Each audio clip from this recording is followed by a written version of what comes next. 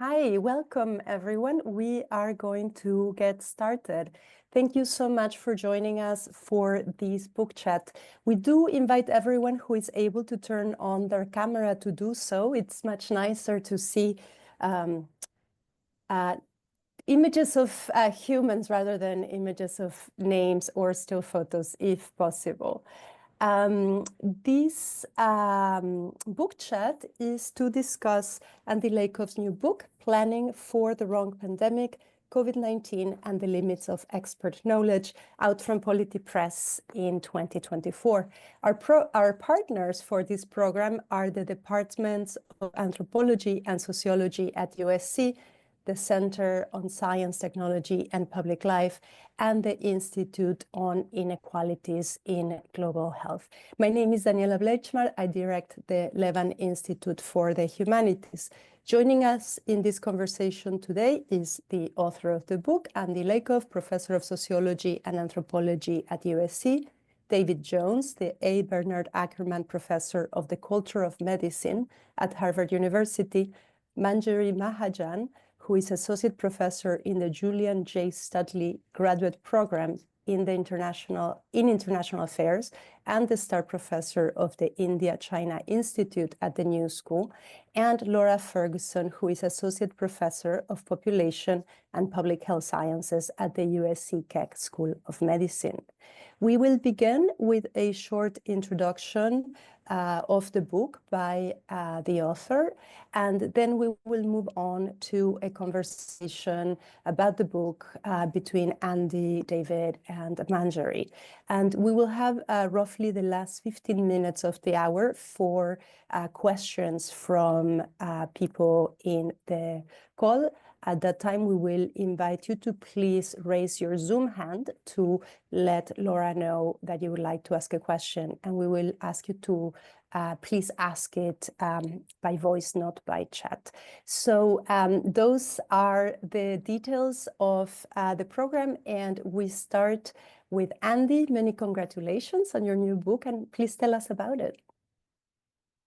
Well, let me begin by thanking you, Daniela, as well as Isabella and the Levan Institute for hosting and organizing the event. And I'm especially grateful to Laura, David, and Manjari for agreeing to serve as panelists. I'm just going to begin with a little bit of background to the book, and then I'll try to quickly outline its overall argument. So starting about 5 years ago, in the early weeks and months of the pandemic, I found myself in a surprising and somewhat uncomfortable position. Just a little more than 2 years beforehand, I had published a book about the field of global health security that was titled Unprepared: Global Health in a Time of Emergency.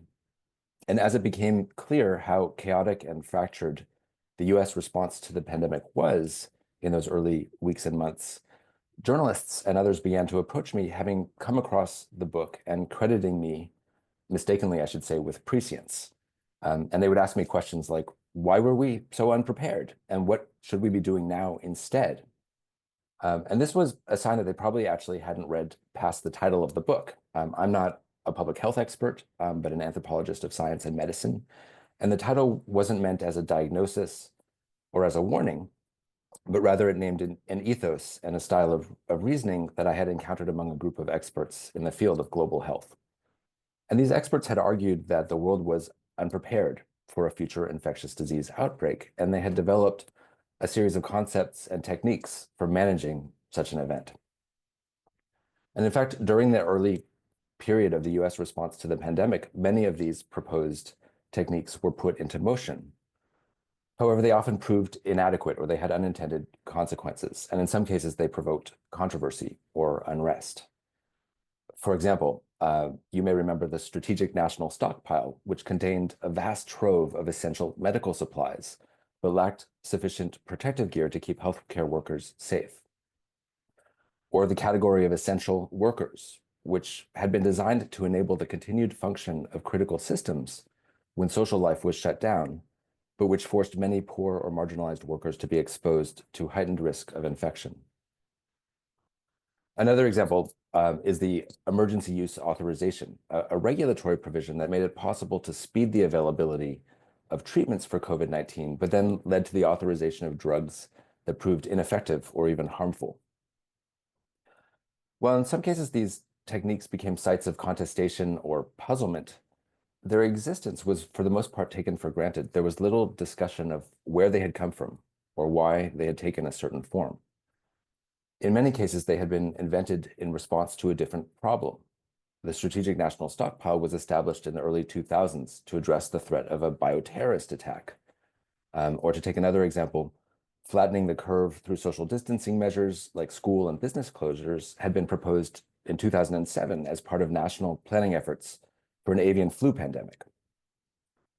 So my response to journalists who asked me in early 2020 why we were so unprepared was, it's not so much that we were not prepared, but that we were prepared for the wrong thing.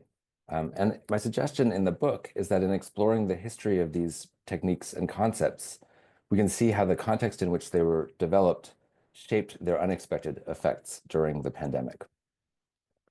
And more generally, the book poses the question of how experts come to know about and act on an uncertain future. The type of knowledge that preparedness as a particular form of future orientation generates is distinct from traditional public health expertise, which looks at historical patterns of disease incidence in order to calculate the risks and benefits of a given intervention. On the other hand, preparedness deals with events that have not yet occurred and whose probability is difficult or impossible to calculate. So instead of the calculation of risk, it enacts a possible future using tools like computer simulation or scenario-based exercises. Just as an example of this, a famous exercise in 2001 imagined a devastating future smallpox attack, and it ended up helping point the government to acquire millions of doses of smallpox vaccine that are to this day being stored in warehouses around the country. Or to take one more example, the scenario of an easily transmissible strain of avian influenza was the basis for major efforts to track mutations of the disease among migratory waterfowl in the mid-2000s. The problem is that this method of planning may succeed in addressing a vulnerability to a particular event, but this is not necessarily the vulnerability that will be exposed when an actual event occurs. So a question that we're left with, and which we can perhaps turn to in our discussion, is whether this method of planning is inevitably bound to fail, given its dependence on imagining a particular future. In closing, I just want to note that it's somewhat hard to discuss the role of expert knowledge in government today without thinking about the current political moment. And I should say that even though this book was published just a few months ago, it already feels in some ways like it was addressed to a different historical epoch.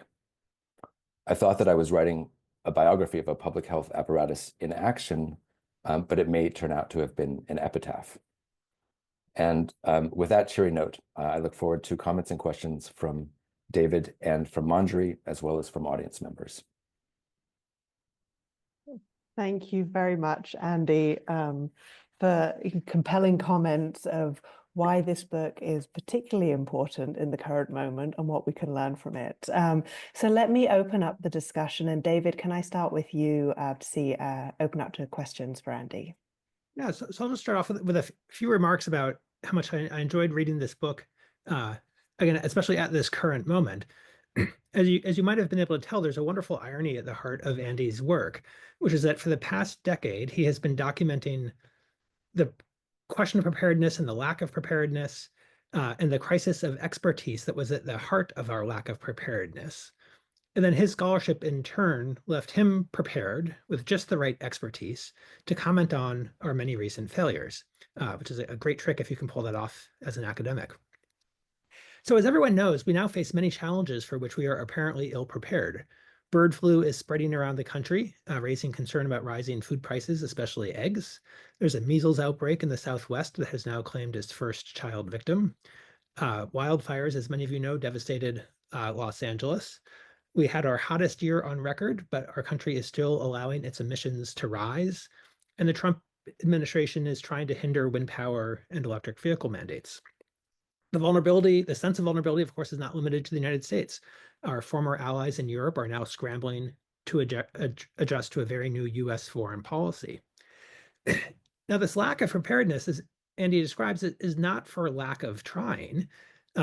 as he has documented, not just in this most recent book, but in 2 prior books over the past decade, the US government has been preparing for emergencies now for about a century, starting with a recognition of the threat of military air power through Cold War nuclear war planning to decades of efforts at pandemic preparedness.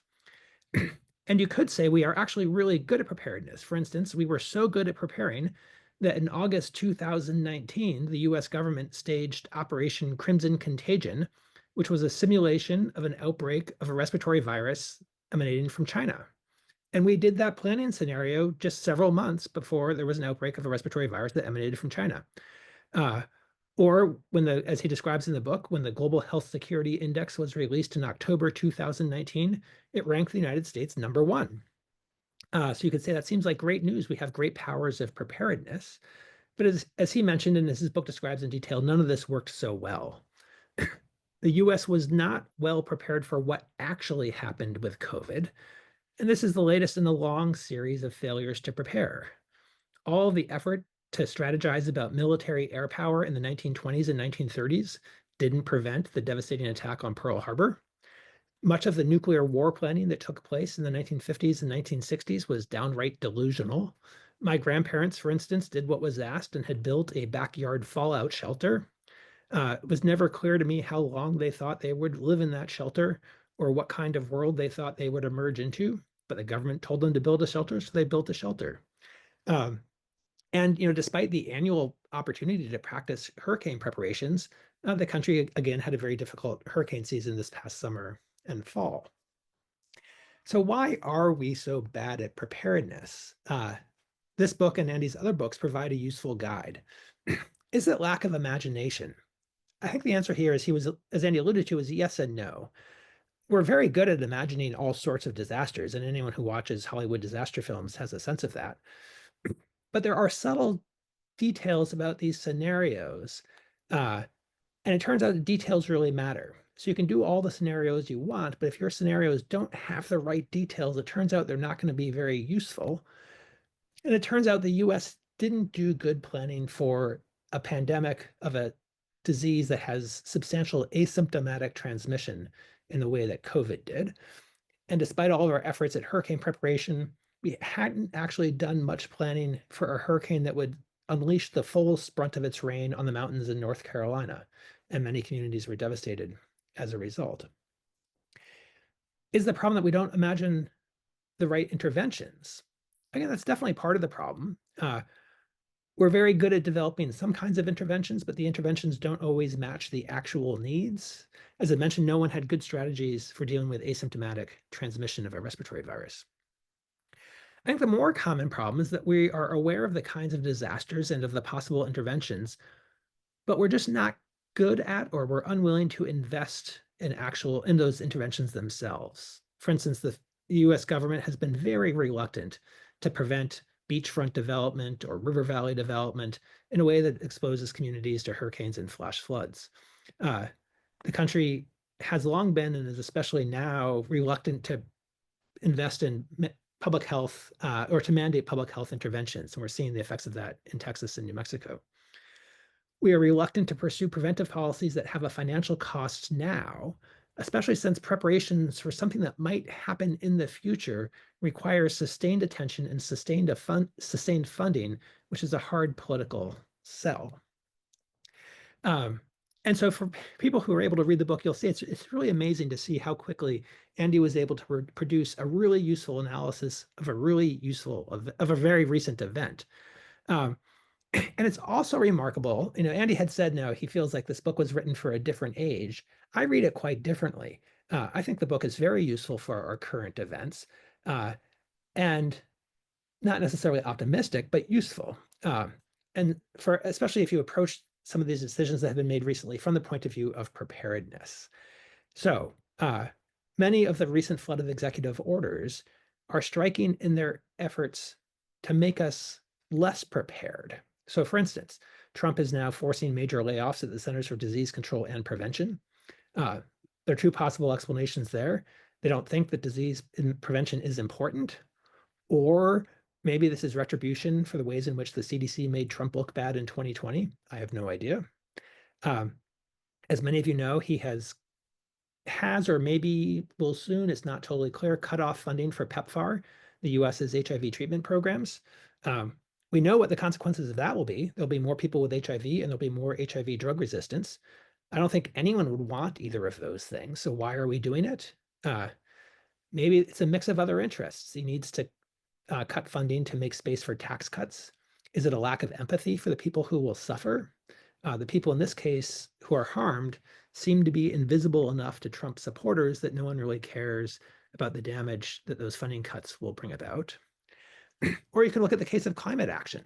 Here I think the diagnosis of the problem is different. It could be that some in the Trump administration don't believe that climate change is real, or they don't think it's as bad as some of the climate advocates think it will be. It's hard not to wonder if some of this is influence of Russian policy on the US government. The Russian government, I've heard, is actually pro-global warming because Russia will benefit in a number of different ways if global warming happens. I have no idea to what extent that has influenced current thinking in the US, but you have to be imaginative if you're going to prepare. And then again, some of this is likely indifference to those who will suffer the most, especially the people who will suffer outside the global north. Or it's possible it's faith that we will engineer our way out of trouble in the future. So again, I think Andy's writing is very relevant for our current situations.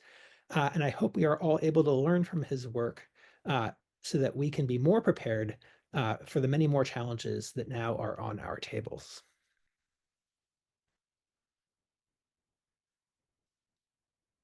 Thank you very much, David, for adding some thought-provoking comments to the discussion. Andy, can I give you a moment just to respond to some of that?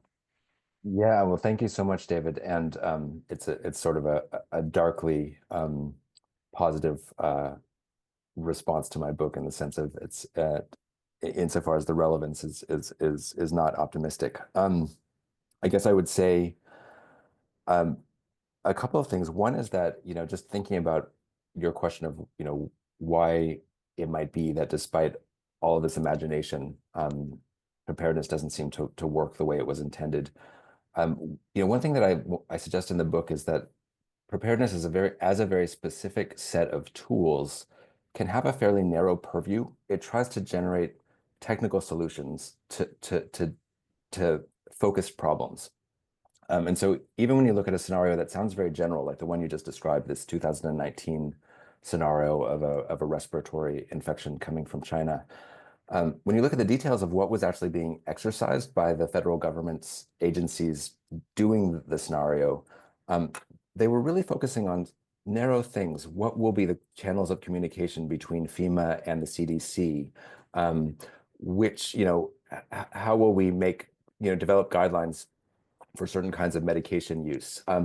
But they were expressly closed to the idea that they should be posing big questions. For example, what would be the political effects of long-term school closures? What happens if members of the public don't trust mask mandates? So the kinds of big, complex sociopolitical questions that I think were really at the crux of many of our failures of response in the US were too big for the focused techniques of preparedness to address. So in a way, it has to do, at least the argument of the book is that part of the problem is just the narrowness of purview of preparedness as a method. I'll stop there and hope that other of your comments get picked up later. Great, thanks, Andy. And Manjari, I'd like to bring you into the discussion now, if that's okay. Yeah, thank you, Laura. And first of all, just thank you to the Levan Institute and to Andy for inviting me to this panel. Andy, I tremendously enjoyed reading the book. Over the years, like many of you, I have read several of Andy's books and articles, and I think he's relatively unique in our tribe of academics. He stands out, I think, as one of the few social scientists who can both write dense, thick, theoretically sophisticated tomes for academic readers, but also then produce very accessible, engaging texts for broad interdisciplinary lay audiences. And so I think of this book as a kind of exemplar of how to deploy social science for public reasoning and for public knowledge. And I think especially at this moment, as David said, I think it's very timely. I mean, I have things to say about preparedness and why we seem so unprepared, David, as you were asking, but I was hoping that maybe initially I could take you on a slightly different course, Andy. One of the things that I found really fascinating in your book is this relationship between expertise, executive authority, and liberal constitutionalism that you discuss, as you discuss also in your previous book with Stephen Collier. And so I found really interesting how in this genealogy of preparedness that you trace, you describe how US emergency government takes form as a way for the state to respond to catastrophic events, but without resorting to exceptional executive authority.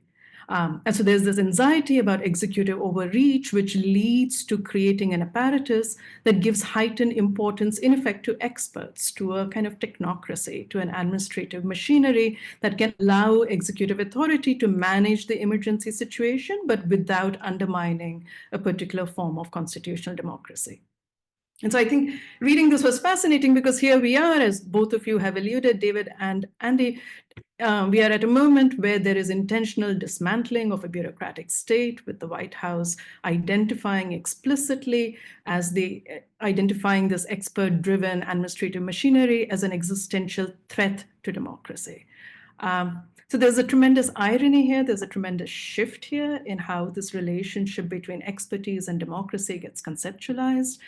In the era that you describe, it's seen as a check on executive power, a guarantor of liberal constitutionalism, and in our current moment, it's being portrayed as a threat to democracy. I don't have a precise question, but I would just love to hear you, speak about the shifting role of expertise in this country, its implications, especially in light of the preparedness story that you trace. Yeah, thank you so much. And it's very gratifying to hear your thoughts on the accessibility of the books. I'll mention that so far as I can tell, one of its chief selling points has been its conciseness. So I don't know if you can see it. It's a thin book, so hopefully that will make folks feel invited to check it out.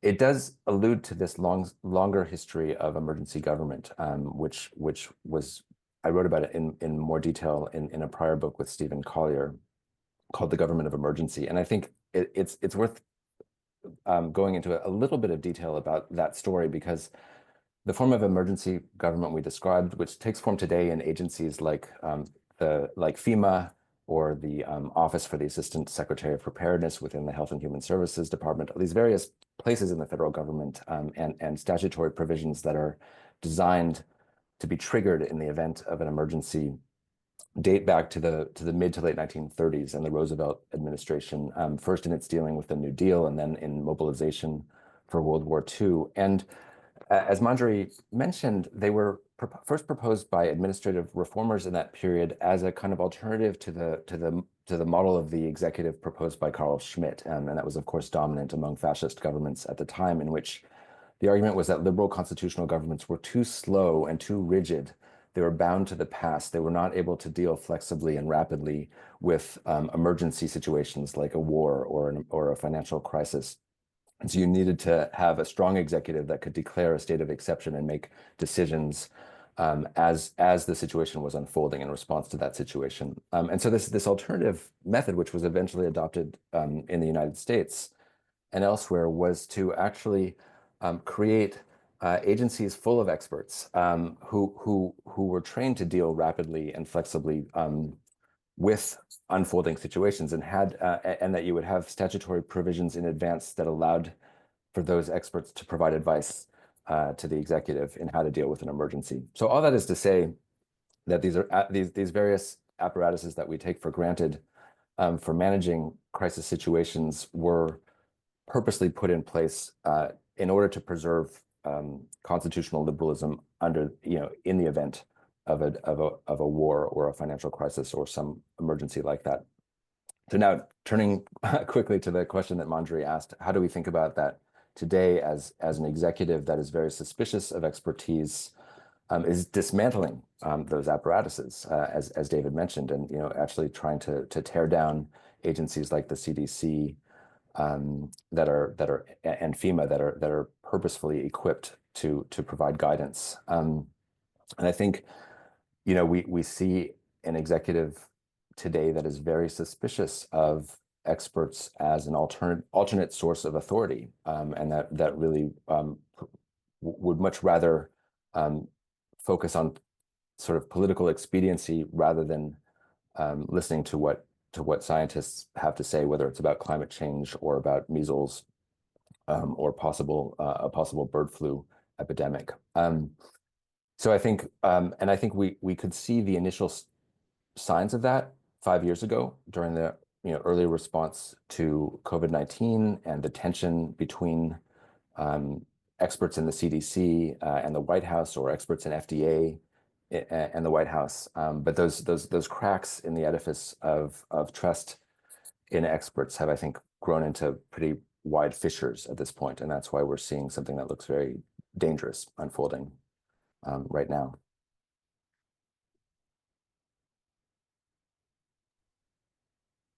Andrew, does that give you good food for thought in response? Did you want to follow up on that at I'm sorry, did you turn to me or to you? Yeah. Sure. I mean, I guess there's a lot to respond, but I'll say two quick things. I've just finished editing a volume on expertise and policy making in India and China, and there the through line is really about this anxiety that you describe in mid-20th century America about executive overreach is not the anxiety in either of these countries, one of which is a democracy, one of which is not. And the consistent theme is a political override of expert autonomy in these kinds of crisis situations. And in instance after instance, there are examples of what a steep price is paid. So there's something to be said about comparative work, which allows us to understand that, I mean, not that we need the comparative work, but there is definitely comparative work, which allows us to understand the implications of some of what the Trump administration is doing. But then the second piece, and maybe you came to this or you started coming to this in this, end of your comments, is there's something about the way that expertise has been wielded in many of these agencies. In response to David's question, you talked about how there was a very narrow technical remit through which, for instance, many of these agencies think about disaster, right? So public health is stripped of all sorts of socio-political, historical memories. It is seen as something where you can have a technical intervention and address the cause. And I wonder whether that, and you make us reflexive about those blind spots, about this, real under-theorization of public health, where things like state capacity, social resilience, economic inequality, historical memories, these are not ancillary sideshows as much as inextricable determinants of public health and therefore preparedness. And so I wonder if, of course, part of the story is about Trump and populism, but there is also another story about how expert authority has been wielded historically in this country, which has produced the grounds for a certain kind of mistrust. Yeah, those are really excellent points. And I guess maybe I would answer that at two registers. The first is something that you know a lot about, Manjari, in terms of your own work that compares global responses to COVID. And I think it's useful. It's not something I've done myself, to look at countries that performed much better than the United States, and what were the factors in places like whether it's South Korea or Australia or Japan. And I think you're right to point to a much broader conception of public health and a strong and resilient health system in general, as well as something more like collective trust in political institutions, as allowing for a range of different kinds of responses that turned out to be, in many cases, more effective than what we had in the United States. And I guess the other register to mention has to do with something pointed out often by experts in the field of risk communication, who say that public health experts should sort of share what they know and what they don't know, and that a certain modesty or humility and transparency actually can help build trust, especially when you have an unfolding situation early on in a pandemic, and there isn't yet full knowledge of the characteristics of the pathogen, how it might spread, how immunity might work. And so thinking hard about how you develop and sustain trust and expertise, and the role of transparency in that, I think, is another potential lesson learned. Do you think there are other countries that demonstrated that well, either during COVID or through other kinds of preparedness exercises, both the communication in a way that preserved respect for expertise? Well, again, it's not something that I've done work on myself, and maybe there are others here who know more than I do, and there are people from other countries actually in the audience that can share their thoughts. I was just reading an interesting interview with the health minister of Sweden, who really did emphasize sort of trusting the public to be able to understand uncertainty. And this is a Swedish public, which of course is probably different than an American public. But in any case, he really emphasized how clear they tried to be about what they knew and did not know. Now, the Swedish model is a complex one. Whether that was more successful or not has been a site of controversy. But I do think that that in the case of COVID, and it might have had to do with the political situation at the time, the U.S. experts were seen to have reversed course in the early stages, and that ended up perhaps undermining their authority. Yeah, I think, Andy, just to jump in here, there are many other examples where the quality of communication, as you said, communication of uncertainty, was very different than what we saw in the United States. And I think the South Korean case has been talked about quite a lot in this respect, where they do a really good job of communicating both the technical nature of the problem, but also the uncertainty that come with it, and why things might change down the line. But this is also a country which has had some experience with communicating uncertainty around epidemics, and that's something which they have managed to institutionalize in very productive ways, and kind of learn from their own recent historical experiences.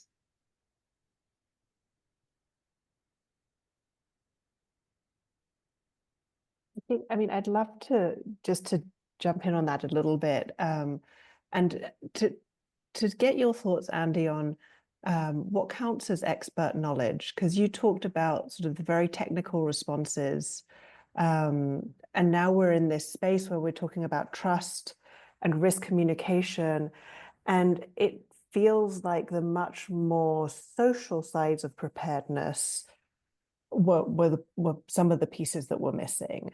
And so just I'd be interested sort of picking up on this, what we've learned from other countries, and trying to better understand what went wrong. How much of it do you think was about the types of expertise that were considered relevant to preparedness in this country? Yeah, well, let me try to answer that by talking a little bit about what happens when you dig into the history of these tools that are at the heart of the book. So the book describes a whole series of techniques that were sort of implemented early on in the pandemic, and these are things like flattening the curve through social distancing measures, essential workers policy, and so on. And the example that I often like to give is the strategic national stockpile.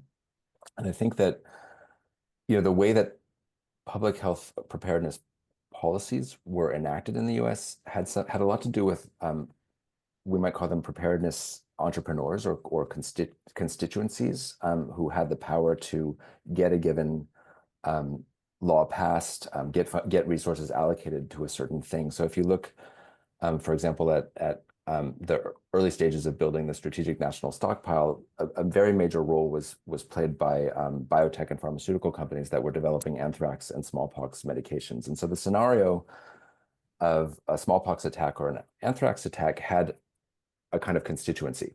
And you can say something similar around the scenario of an avian influenza pandemic and the role that basic researchers in virology or specialists in the ecology of zoonosis played in kind of pitching a certain version of what scenario we should be worried about. And so insofar as the critique that I launch in the book is about the narrowness of the measures that were taken to prepare for a future event, I think part of that has to do with part of this emphasis on specific technical fixes has to do with who was proposing that fix. And so there's a kind of sociology of knowledge and of policy enactment to be done that at least helps address part of your question. Thank you. I'm very cognizant of time, so I'm just going to Manjari, if you want to jump in on that, absolutely, and then I'll pass over to David. Yeah, very quickly, I love this term that you use, preparedness entrepreneur, and I mean, it's a good way also of understanding how this story unfolds not only in the United States, but this model of preparedness then becomes very central to this idea of global health security, which is not restricted to the United States, right? So the entrepreneurship actually goes on and makes a certain paradigm of global health security what it is today. And you talk about it in your first chapter around this Global Health Security Index. And I think your book is really crucial because this particular paradigm of global health security, is highly inadequate. It's highly flawed. It makes, for instance, a stark distinction that to be prepared, you have to focus on capacities, these technical capacities to address new infectious outbreaks, rather than also focus on routine public health. And time and again, with countries around the world, we see that that's an artificial and costly distinction to make. There are all these infrastructural demands that you discuss of reporting and surveillance, reporting to a global machinery. Again, these turn out to be especially expensive and inequitable. They put a disproportionate burden on poorer countries. This one-size-fits-all benchmark governance through dashboards approach. So there are all sorts of things about the preparedness model that these very same entrepreneurs who make it the governance regime in the United States, who also in some ways are responsible for inserting it into an international regime of global health security. And we are just at this moment, there's this mysterious hemorrhagic fever going through the Congo right now. The WHO has had one failed round after another failed round of trying to come up with a new pandemic agreement. And in part, I see the crux of the problem as being this very flawed idea of preparedness that really emerges in the United States. Okay, I'll stop there. Andy, go ahead. Yeah, I'll just quickly jump in. I'd love to hear more from David. I think that the Global Health Security Index is a really fascinating object to think with. And one of the things that's interesting in looking back at its history, this was this index that actually Donald Trump waved around in his hand 5 years ago when he was introducing the coronavirus task force and saying, we're number one. The United States is the most prepared country in the world. It was actually designed as a part of a development program that would support building preparedness infrastructures in other countries. And so what it needed was measurable capacities. And so what the index consists of are these technical capacities, reference laboratories, having an emergency response system, having stockpiles of certain kinds of medications. And as Manjari says, it doesn't take into account broader indices of social welfare. But what was really important was that you could measure improvement over time in relationship to the provision of aid, and that's what the task of this index was. So I think that looking at the sort of detailed bureaucratic histories of some of these devices actually provides a lot of insight into why we wind up with these overly narrow techniques for dealing with an uncertain future. To what extent do you think it's that we do the things that are easy? Like, stockpiling is easy to do. You can set aside some money, you accumulate a whole bunch of masks, you put them in a warehouse, and you declare victory. Whereas things that in retrospect would have been really useful is making sure that there were competent people in senior leadership positions, or instilling trust in the community in the advice that's coming from experts, or facilitating systems of international cooperation. Those would all clearly be really valuable. But if you were a member of Congress who was trying to pass a bill, you can't pass a bill to ensure competence, inspire trust, or establish international cooperation. So instead, you just stockpile instead because you can do that. Yeah, and I mean, I think that makes sense that, that stockpiling is an action that you can fund and you can get results that you can then track. I wouldn't say that necessarily the kind of stockpiling we do is easy. I mean, if you think about what it takes to store and replenish millions of doses of smallpox vaccine or nerve gas antidote and so on, it's actually an incredibly complex and expensive operation. But once one has invested in it, it's hard to disinvest. So it's not exactly that it's easy, but I agree with you that it's instrumentalizable in a clear way. So we're doing the things that we can count because we can count them, and therefore we can show some progress. And there might be other things that are arguably equally, perhaps more important, but much harder to justify and to be able to provide any accountability around. Super interesting. Thank you both for really interesting commentary and questions around all of this. I'm going to open it up. We've got about 15 minutes left, and I'd love to bring in questions from the audience. So if you would like to ask a question, please raise your hand. And yes, Thong Jung, I hope I'm pronouncing that okay. Please go ahead. Hi, my name is Song Kyung Lee. I'm a PhD student at Annenberg at USC. First of all, thank you for the wonderful book talk. It's very inspiring. I just wanted to make a very short comment about South Korean experience and about the pandemic and ask one question. To provide context, I actually was a deputy director in the South Korean Ministry of Health and Welfare before coming here. So I was at the forefront of the COVID-19 pandemic response. And thanks for the wonderful comments. I actually was in the communication team during the first phase of COVID pandemic.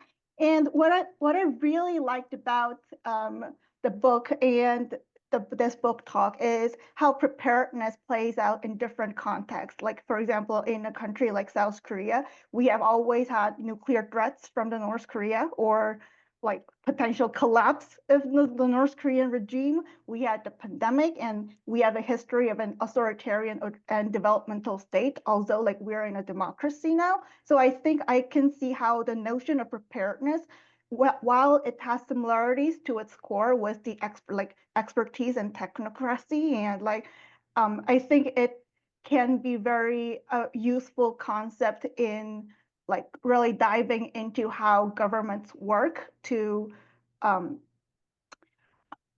respond to like different challenges that come from that are very similar in global contexts, but could play out very differently in different social and cultural contexts. And also about the COVID-19 pandemic, and specifically in Korea. I can assure you that in terms of technical tools, like of preparedness, we were almost as unprepared as the US in terms of like stockpiling and like technical tools. We certainly did not see asymptomatic transmission coming.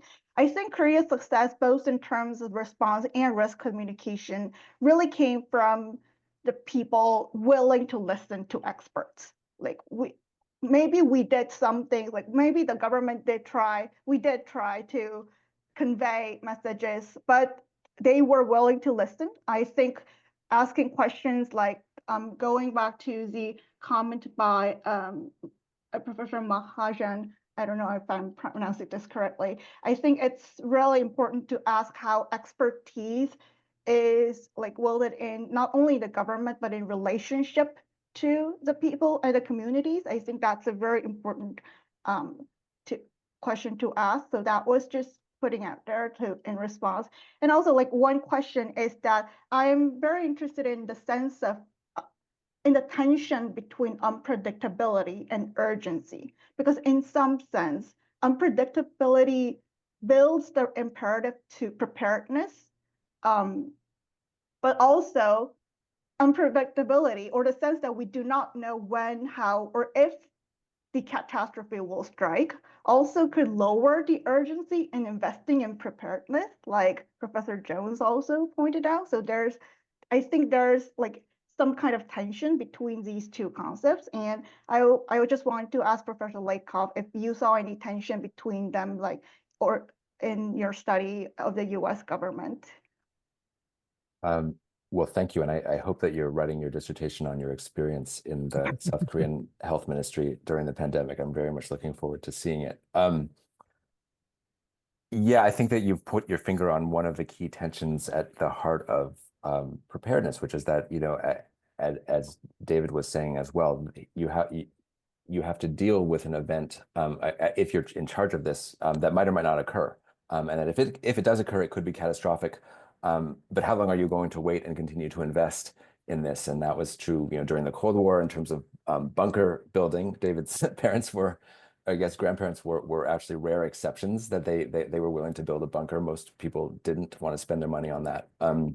But indeed, both for the public and, you know, within governments, the longer the event that one's anticipating doesn't happen, the less urgent it feels to keep on preparing for it. And yet it remains, as you said, unpredictable. It could well happen. So thank you.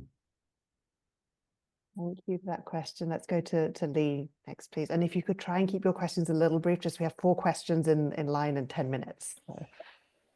Sure. Thank you so much for this amazing book and talk. I actually assigned this book to my undergrad student to read later on in the semester. But I think my questions actually just go back to what we have been talking about, the distrust or mistrust and how we deal with communication. Because I guess a specific question I have is that I have seen this kind of anti-scientism and anti-science and also anti-elitism pretty much intense in the United States compared with what I have seen in China, because I had a book on COVID-19 in China. So I guess my question is that forward-looking, how can we deal with this kind of, you know, anti-elitism, meanwhile, misinformation, disinformation, because I find that has been so much a big challenge for not only for pandemics, but also for climate change and all sorts of things. So I guess I want to hear a little bit more from your thoughts about that. Thanks.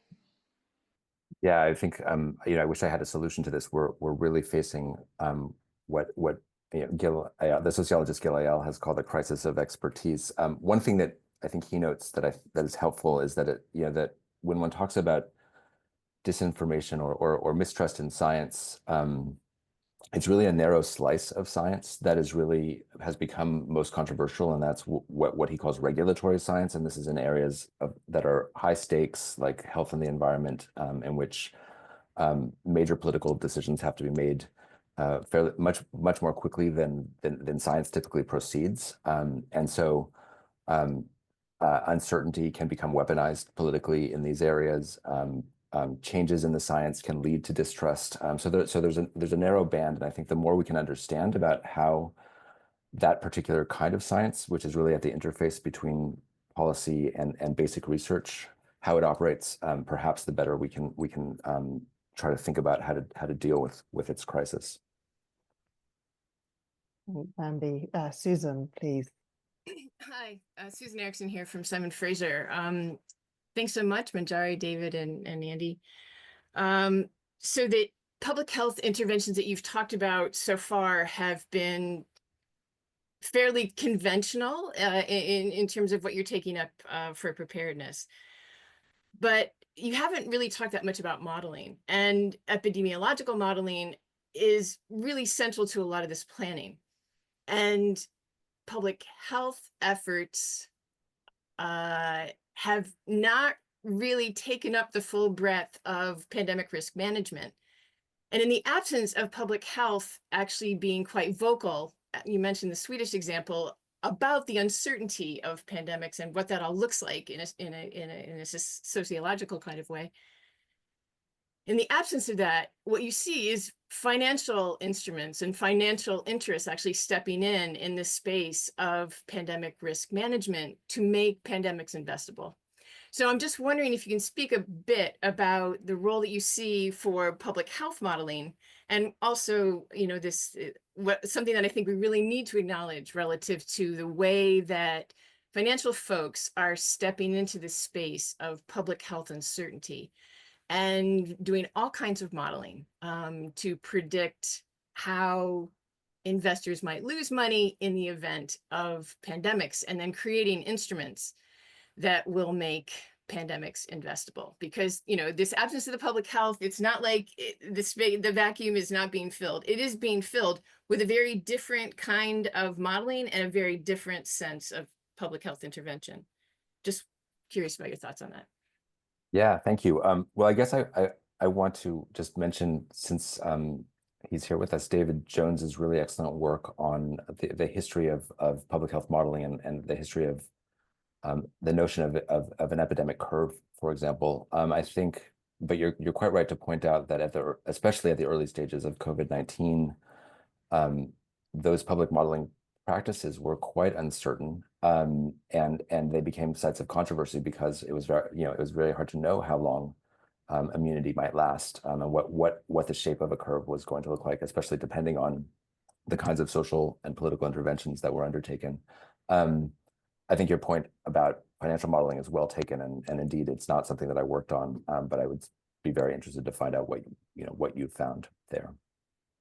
All right, thanks so much.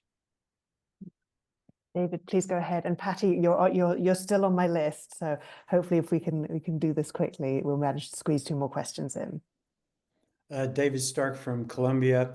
Andy, we've talked about this. What happens after preparedness? One way is we think, oh, just get better and better at being prepared. But if I read your book right, that's not the way to go. So we have to think about what comes after preparedness. So if it's not about better and better imagining, my take might be to start with thinking about we should try to get better and better at being surprised, which is not about better. No, it's not more and more imagination. It's an ability to be surprised. Now, if we continue thinking about kind of prepared in a way, does it make any sense to think about being prepared to be surprised? Or like, what are the structural factors that would make it possible to really be surprised and recognize and find a solution in that prize? Not just say, oh my goodness, I'm so surprised, but then see in the situation.